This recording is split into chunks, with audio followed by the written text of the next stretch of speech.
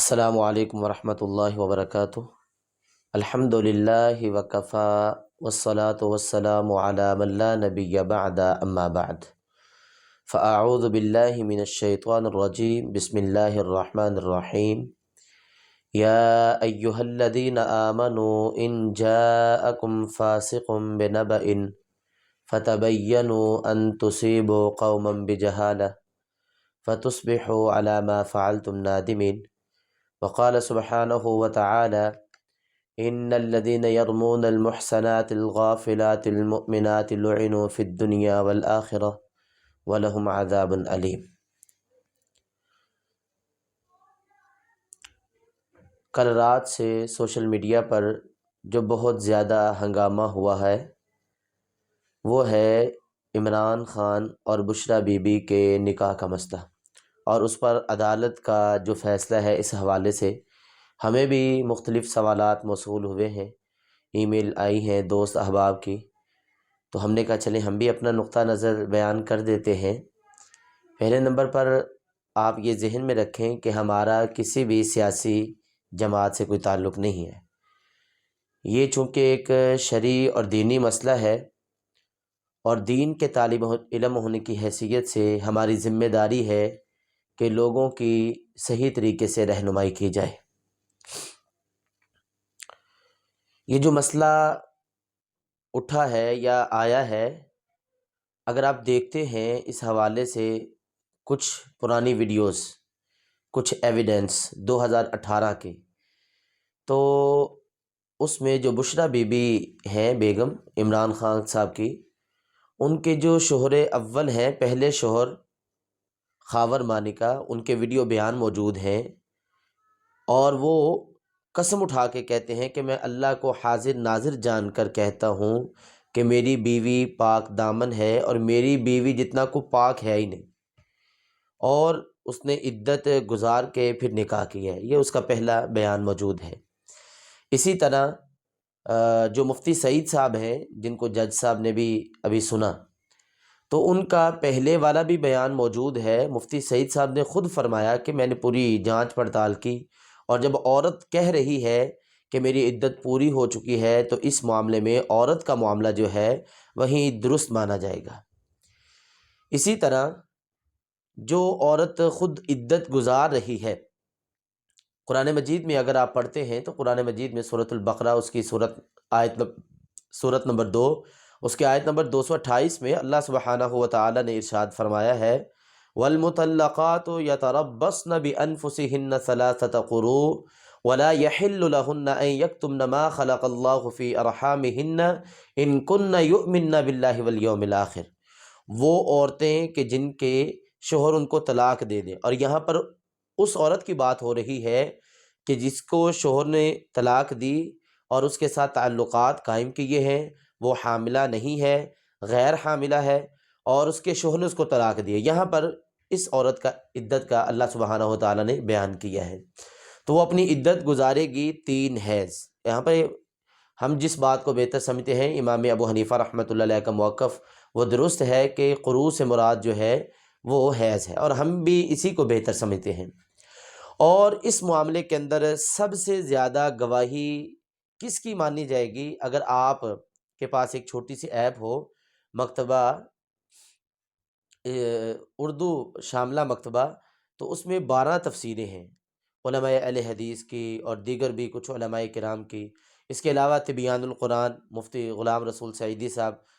رحمۃ اللہ علیہ، بہت بڑے عالم دین ہیں، بریلوی مکتبہ فکر کے۔ مفتی تقی عثمانی صاحب کا فتویٰ موجود ہے کہ اس معاملے میں عورت کی گواہی وہیں جو ہے اسی کو بہتر سمجھا جائے گا۔ جو وہ کہہ دیتی ہے میری عدت پوری ہوگی تو ہو گئی،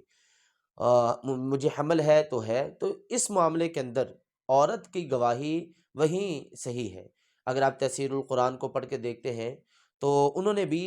یہی بات کہی ہے کہ عورت کی گواہی قابل اعتماد ہے۔ اسی طرح تفسیر ابن کثیر جو المصباح المنیر ہے دارالسلام والی، اگر آپ اسی آیت کے نیچے جا کے پڑھتے ہیں تو انہوں نے بھی اسی بات کو کہا ہے کہ عورت کی گواہی جو ہے یہاں پر مانی جائے گی۔ اور احناف کا موقف تو ہے ہی ہے، ہم بھی اسی بات کو بہتر سمجھتے ہیں کہ عورت کی گواہی وہیں قابل قبول ہے۔ ہاں، عورت کی گواہی قبل قابل قبول نہیں کہ عورت کو ابھی آئے اس کی شادی کو 1.5 مہینہ 2 مہینے ہوئے ہیں اور وہ کہے کہ یہی میرا شوہر ہے اور اسی سے میرا بچہ پیدا ہوا ہے، تو یہ بات اس کی فالو نہیں کی جائے گی، ٹھیک ہے؟ تو اس طرح کی جو باتیں ہیں وہ تو نہیں مانی جائے گی، لیکن جو صحیح بات ہے، عورت کہہ رہی ہے میری عدت پوری ہو گئی، اور وہ خود بشریٰ بی بی کا یہ بیان موجود ہے کہ میری عدت پوری ہو چکی ہے۔ تو ایک عورت خود کہہ رہی ہے آ، کہ میری عدت پوری ہو چکی ہے، اس کا فیصلہ کوئی جج یا قاضی نہیں کرے گا، نہ ریاست کرے گی، نہ سلطنت کرے گی، اس کا فیصلہ وہ عورت خود کر رہی ہے۔ اسی لیے تو اس عورت کو اللہ تعالیٰ حکم دے رہے ہیں ولا یحل لکم کہ وہ ان کے لیے حلال نہیں ہے کہ وہ اپنے حمل کو چھپائیں۔ یہ عورتوں کو حکم ہے کہ وہ اپنا حمل جو ہے وہ چھپائے نہ۔ تو ان تمام باتوں کا خلاصہ کیا ہے کہ عورت کی گواہی اسی کو مانا جائے گا، اور بشریٰ بی بی کا بیان بھی موجود ہے کہ میں نے 6-7 مہینوں کے بعد میں نے پوری عدت اپنے شوہر کے گھر میں گزاری ہے، پھر جا کر میں نے آگے نکاح کیا ہے۔ تو یہ ان کا ایویڈنس ویڈیو موجود ہے۔ تو جب یہ سارے بیان موجود ہیں، ان بیانوں کی موجودگی میں جج صاحب کا یہ فیصلہ دینا ایک نوکر کی بنیاد پر یا دوسرا 3rd پرسن جو بندہ ہے اس کی بنیاد پر وہ قابل اعتماد نہیں ہے۔ یہ آپ غور سے سن لیں کہ کتاب و سنت کی روشنی میں عورت جو ہے وہ اپنے فعل کے بارے میں زیادہ جاننے والی ہے۔ اب کس عورت کو کب حیض آیا کب نہیں آیا، اسلام کے اندر یہ 90 دن اس عورت کے بارے میں ہے کہ جس کو مطلب کہ 3 مہینے جس کو حیض نہیں آتا، ثلاثۃ اشہر واللائی لم یحضن، اور شرعی لحاظ سے اسلامی مہینہ جو ہے وہ 90 دن کا بنتا ہی نہیں 3 مہینے، تو 3 مہینے اسلامی عدت کے حساب سے وہ گزارے گی۔ تو یہ جو شوشہ چھوڑا جا رہا ہے کہ دوران عدت نکاح کیا، دوران عدت نکاح کیا، جب نکاح پڑھانے والا مفتی سعید خود یہ کہہ رہا ہے کہ عورت کی گواہی قابل اعتماد ہے اور وہ دے چکی ہے۔ اسی طرح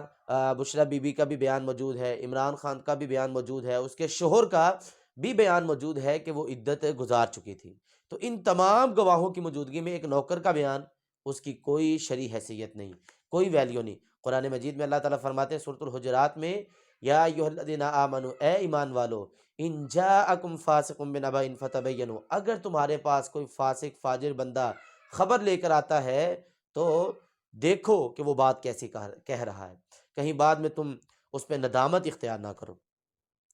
اور اب یہ بندے جو بار بار کہ پہلے ان کے بیان کچھ تھے اب کچھ بیان ہیں، تو شرعی لحاظ سے جس کی گواہی قابل قبول ہے اور جس بندے کی گواہی قابل قبول نہیں ہے، امت کا یہ اجماعی مسئلہ ہے کہ وہ گواہ جو عادل ہے اس کی گواہی قابل قبول ہے، اور جو بندہ بکواس کرتا ہو، جھوٹ بولتا ہو، پہلے بیان کچھ اور اب کچھ اور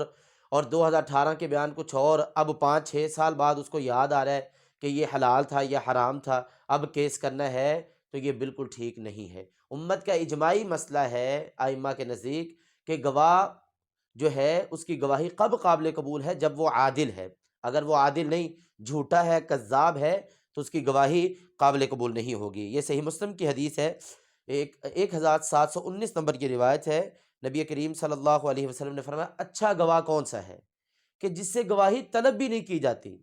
لیکن پھر بھی وہ آ کر گواہی دیتا ہے، یہ اچھا گواہ ہے۔ اور صحیح بخاری کے اندر حدیث موجود ہے 6428 نمبر روایت، بدترین گواہ وہ ہے کہ جس سے گواہی طلب کی جاتی ہے اور وہ آ کر گواہی نہیں دیتا۔ اور اسی طرح صحیح بخاری کے اندر یہ حدیث موجود ہے، 2651 نمبر روایت ہے، نبی کریم صلی اللہ علیہ وسلم نے فرمایا کہ ایسے لوگوں کی گواہی قابل قبول نہیں ہے کہ جو اپنی گواہی کو بار بار بدلتا ہے موسم کے حساب سے، کہ اب موسم پی ٹی آئی کا ہے یا نون لیگ کا ہے یا جس کا ہے اس کے حساب سے وہ اپنی گواہی کو بدلتا ہے، تو ایسے بندے کی گواہی جو ہے وہ قابل قبول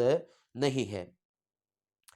تو اگر ان تمام باتوں سے اگر آپ دیکھتے ہیں تو یہی بات سمجھ آتی ہے کہ ویڈیو ایویڈنس اور سارے معاملات، ان تمام باتوں کے اندر جج صاحب کا یہ فیصلہ دینا یہ بالکل غلط اور غیر شرعی فیصلہ ہے۔ اگر آپ دیکھتے ہیں ابو داود کی حدیث ہے، اللہ کے نبی صلی اللہ علیہ وسلم کی 3573 نمبر 3573 نمبر ہے ابو داود کا، اللہ کے نبی صلی اللہ علیہ وسلم نے فرمایا